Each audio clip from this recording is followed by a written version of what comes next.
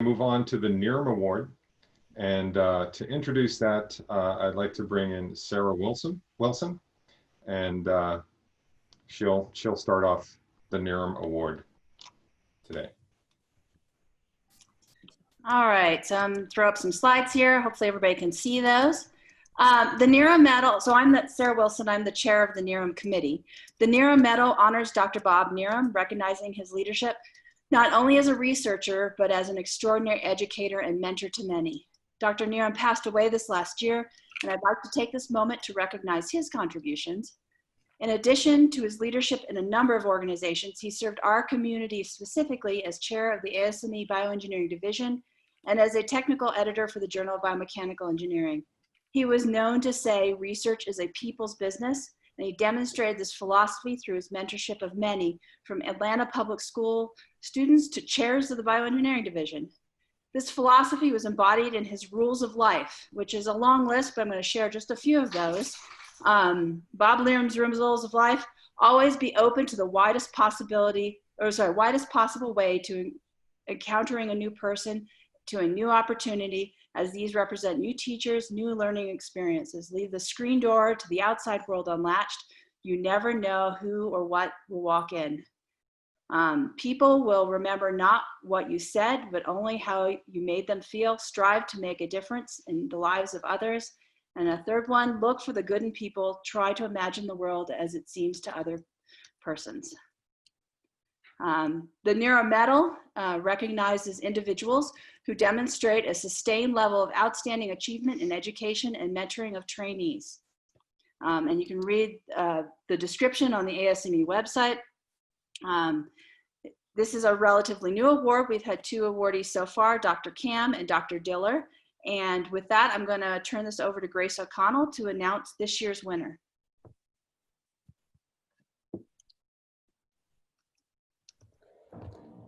This year's winner of the Nerem Medal Award is Dr. Dawn Elliott, who is also my PhD advisor. I feel very honored to be able to introduce Dawn for this award because she is a big reason as to why I decided to pursue a career in academia. When I started grad school, I had no intentions of staying in academia, but Dawn's mentorship really focuses on the individual and allowing them space to grow and to be themselves. And I've had the opportunity to see how Dawn's mentorship has evolved over the years and how she mentors students and mentees outside of her research laboratory. So for her, it's not just about the nuts and bolts about the research, but really looking at how giving back to the entire scientific community and how she sees reshaping the community itself. And now as I am in the academy and learning my own mentorship style, taking bits from what I've seen from Dawn and what I've learned from Dawn, I've grown to really appreciate the emotional part that she puts into it, being able to provide space for her mentees and listening to the mentees. I know this is something that's not always acknowledged by the academy, but is really important in terms of bringing those mentees upwards and being as successful and being able to thrive in their environment. In 2011, Dawn actually moved from University of Pennsylvania to University of Delaware to start the biomedical engineering department there, where she was able to bring both her leadership and her mentorship to creating this new department. And you can see in the formation of the department where she applied her mindful hiring processes, where 40% of the faculty of the department are women, which is quite remarkable. And she's even been very active outside of just the department with the Perry Initiative, which aims to educate girls and young women about careers in orthopedics and orthopedics surgery. So always thinking big picture in how she gives back. And she's done all of this for the community, the scientific community, all while keeping a very strong research program going in spine biomechanics. And she's been acknowledged for both her research and her mentorship by the ORS with a mentorship award in 2015, as well as the top recognized professorship from the University of Delaware. She is named the Blue and Gold Professor.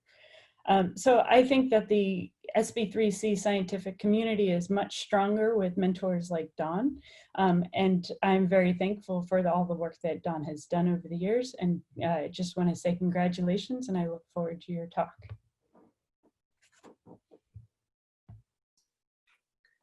Okay, let me share screen.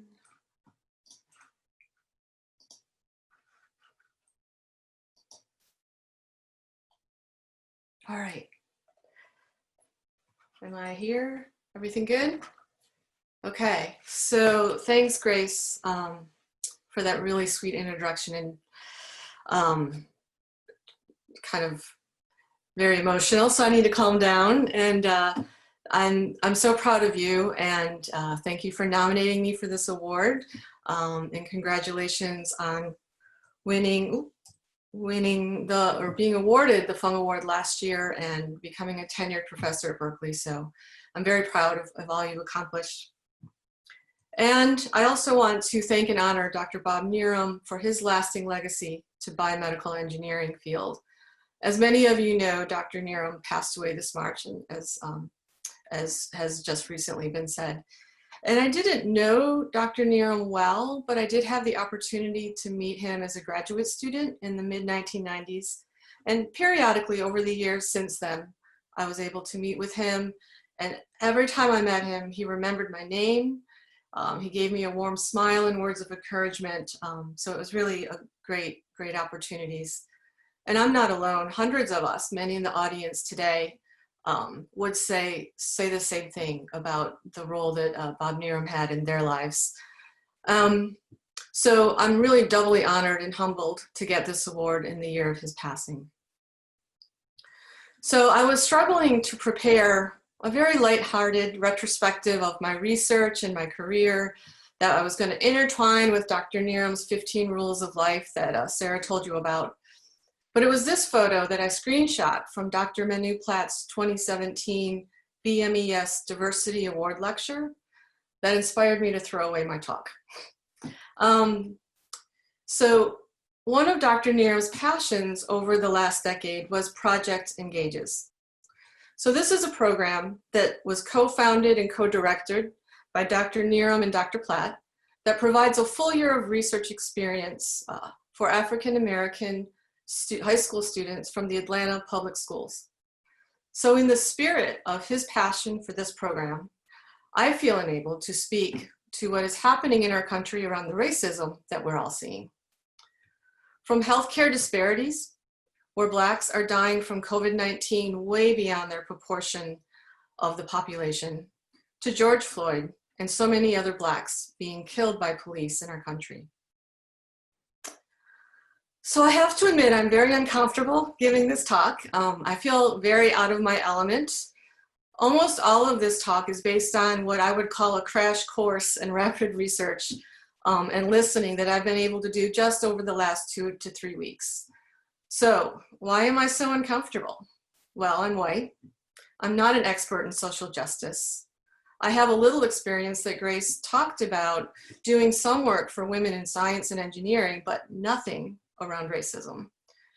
And I also don't want this talk to be about me, which is ridiculous because I'm giving a plenary talk about an award I just got. So while I don't have the answers, I really felt compelled to add my voice to the many others. So please sort of forgive my discomfort, and I'll try to speak my own truth and urge all of you to join in a call to action. So let's start with racial injustice. I don't think it's possible that anyone has missed the news, making it abundantly clear that racism is a major problem in this country. The killing of Black humans is an atrocity that we see too frequently. And the things that we see in the iPhones from bystander videos and from police body cameras is really only a tip of the iceberg of what's happening. And these horrible deaths are really only a small part of all of the injustices. So the problem that I'll speak to is structural racism or systemic racism, which is defined as public policies, institutional practices, cultural representations, and other norms that work in reinforcing ways to perpetuate racial group inequity. Or more simply, the community in which we live, the places where we work, the political system in which we operate are all inherently racist. Examples abound: access to healthcare, treatment by law enforcement, the justice system, educational opportunities, job opportunities, affordable housing, and I could keep going. So over the last several years, I've been appalled by these killings. I've been mentally supporting those protesting, but I have to be honest, like perhaps many of us, I was a bit overwhelmed by the magnitude of the problem, and at the same time, it seemed pretty far away from me. And I'll get to that more in a second. So I've watched each of these killings and protests fade from the news with little to no change. And this cycle has happened over and over and over. And I pray that we as a country now have the fortitude to enact real change. It feels like it's different now. It feels like it's bigger now. And it feels like I need to wake up and say something. Because as I said earlier, these horrible acts of racial injustice felt very far away from me. And if I'm being brutally honest with myself and with you, racism didn't really affect my life. In fact, for the first couple days after George Floyd was killed, I tuned out the world. I sat in the quiet peace of my backyard, which I'm showing you here, in my white neighborhood, and I ignored it. And I'm ashamed to admit that, but reflecting on my response and then educating myself, I realized that this was my white privilege. And I realized and learned by doing some research that under this system, I can simultaneously be a really nice person, because Grace said I was, and also be oppressive. So what exactly is white privilege? Imagine a hypothetical line of social justice, where at that line, things feel fair. Below that line is where members of a group are pushed down, are disadvantaged. They have less than they deserve because of circumstances of birth and other people's negative projections. That's structural or systemic racism. But what happens above the line? People are pushed up, they're believed, they're thought worthy of responsibility, and they're thought capable. Above the line is privilege, where an individual or group is advantaged and has more than one deserves because of circumstances of birth or other people's positive projections on them.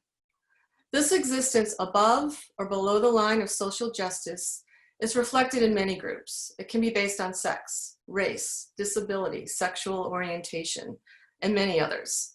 But what I want to talk about today is race.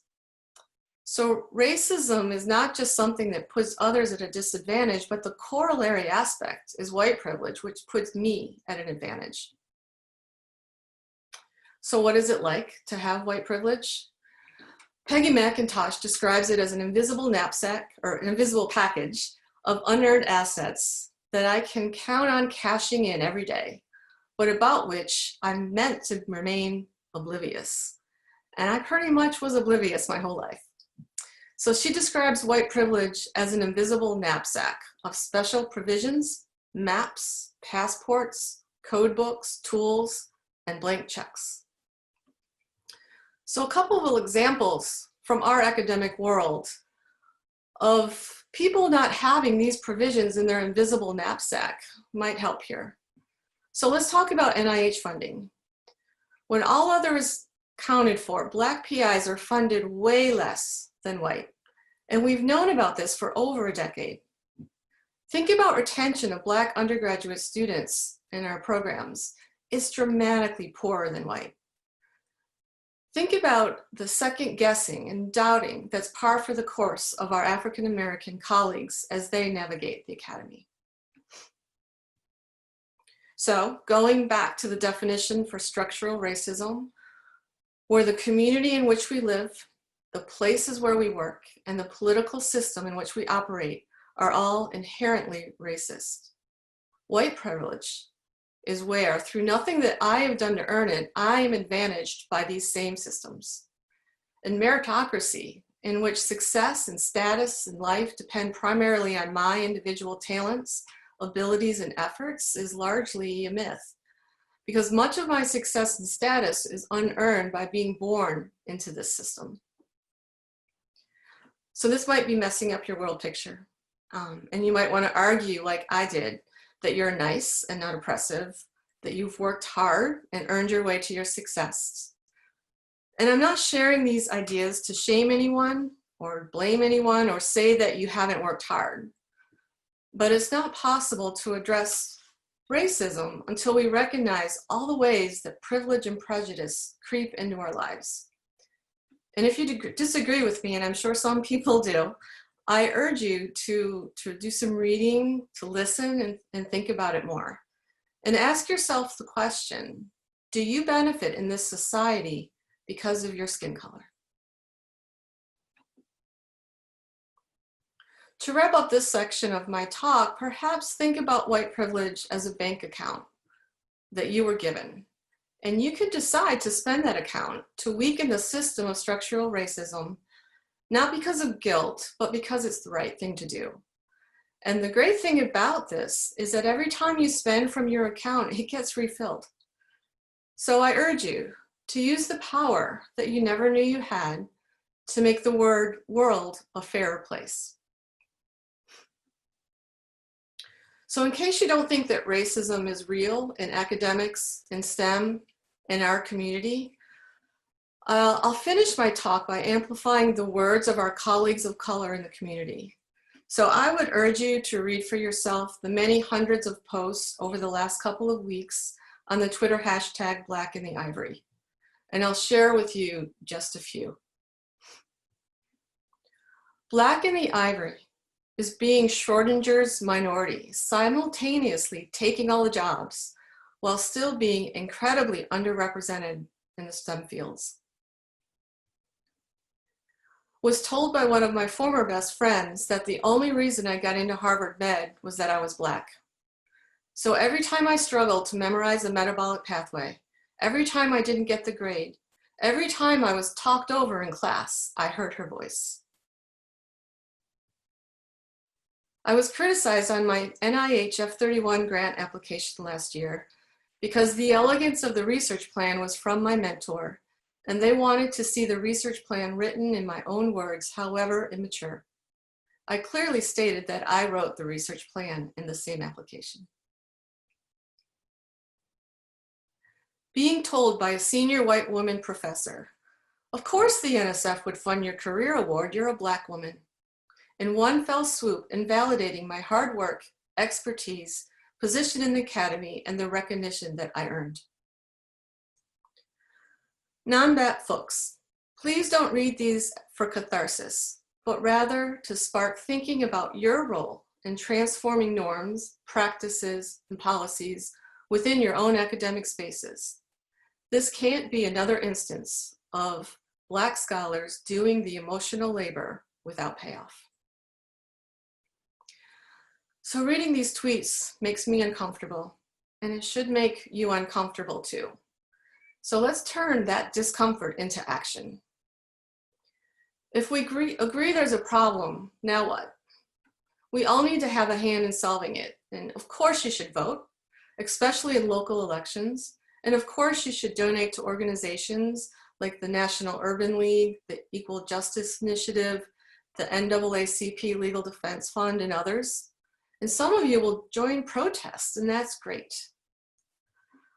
But I want to talk about what we can do as academics and in this community, and as well-meaning white people, to combat racism and discrimination. So here's a short list. There's much more. And these are not uniquely my ideas. I pulled them from my recent crash course, from Twitter, from discussions with like-minded colleagues. So first, be a true ally. Be active and not passive. Stand up for and amplify Black voices in the moment, especially when they are pushed back, pushing back against the norm. Be intentional in hiring and admissions. This may involve some deep thought about our definition of merit and whether it's working for our broader goals. For example, meritocracy would have me recruit a graduate student with the highest GRE scores I can find. But the GRE as a metric of merit does not predict future success in graduate school and has emerged from structural racism.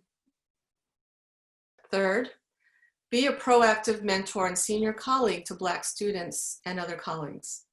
Introduce them to your network, at your institutions, at conferences, at places where they express an interest in possibly working. Invite them to collaborate for authorship. Could I adopt your code from something similar you did and include you as an author on the paper? Invite them to speak about their work in guest lectures and seminars, on panels. If you have a role coordinating any sort of speaker series, do an audit and look at who your team has been historically asking to speak. Fourth, educate yourself and recognize and acknowledge that structural racism exists. In the last few weeks, I've read books, articles, blogs, I've watched movies, I've listened to podcasts, and really for the first time, I'm starting to understand how racial injustice became to be part of the fabric of this country, really beginning back in slavery in 1619, and how it perpetuated after slavery ended through the Civil Rights Act in 64, and how over the last 50 some years has not ended discrimination. For example, look at the incarceration rate of Black men and Black people in America. Finally, don't leave it up to the Black people to solve the problem of racism. It's everyone's responsibility. So speak up, ask questions, report discrimination, do not be a bystander. Go ahead and be uncomfortable, you'll be fine. So before I finish, I want to thank the ASME Bioengineering Division for this award. I feel so lucky to be part of this community. And I hope that my words were received with the same love for all of you that was intended. And I hope that they honor the legacy of Dr. Nerem. This is a challenging time, an uncomfortable topic. I'm doing my best to navigate these waters that are in so many ways new to me, but they are not new to our Black colleagues. So my last words today are going to amplify the words, almost a poem, of Dr. Anthony Chin Kui from #Black in the Ivory. And his words that I'm going to share with you have been retweeted over 1,300 times. And they may be a little hard to hear, and it might seem like it's a little bit long, but I really think it's important that we listen to these words. I've received many thinking of you, and I wish I knew how to help texts from white allies this week. I've ignored most of them. I needed to feel my rage, my crisis and faith in all of you. But as my birthright burden dictates, I'm once again ready to continue your education. You're fixers by nature. Every problem should have a tangible solution because you recognize your privilege, and that privilege is power. And power makes things happen, right? But you cower before the actual question you should be asking, what can I do about my own racism? Because you have it. You were born into it. And you're realizing that now. In spite of all your anti-racist crusades, you still text me to tell me how helpless you feel? The reason is this: your racism is invisible, and it's been invisibly good to you for your entire life. My generational inheritance as a victim of your racism has been pain. Your generational inheritance as the wielder of racism has been power. The power to win, to thrive, to be believed, to mold your world, to live in freedom. So what do you do about your racism? You need to do the uncomfortable, unnatural work of giving up power. It won't make sense to you. Why willingly make life less comfortable? Giving up power is anti-white. is the opposite of your birthright. And that, friends, is why I live on the edge of giving up on you. Honestly, I don't have much faith in you at all. And since my faith and safety depend on you taking yourself to task, I don't have much faith in a happy ending for my own life. All of us would love nothing more than for you to prove me wrong. And when I can muster the energy, I'll help you do it. Not because I want to, or because I like you, but because it's my duty to all of us. But don't ever tell me that you feel helpless in this, ever. Those born into every shade of power are never helpless. So thank you, and please join me in taking action.